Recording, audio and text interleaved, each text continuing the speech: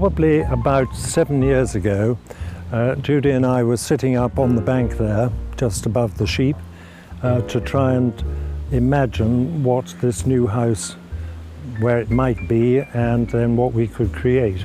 We designed the house kind of from two directions. So one was really looking about how it would sit in its landscape in the garden, looking out into the field. So it's a case of working out where the sun was, where the view was, how the shapes of the existing trees and that kind of thing would orient you to kind of where you wanted to sit in the morning, lunchtime, afternoon, and we ended up with this slightly open L-shaped because that sort of really captured a bit of space on the southern side that opened out and looked down the field.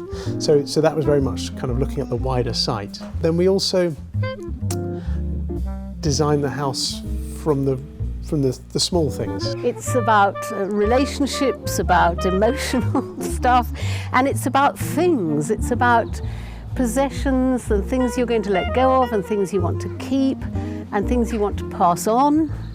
And so you walk in and it's a new house, but it feels like a house that really has been made for them. We did it very much through taking an inventory, measuring things up and taking photographs.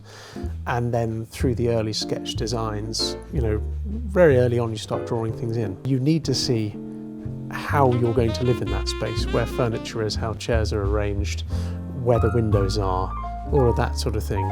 So in a sense it makes downsizing just about, shedding the baggage that they don't need and having something that's new, fresh and much better. You only get that if you really engage with how someone wants to live and really engage with the place and put those two things together. Yeah, just start that conversation. Don't think you need to work it all out yourself.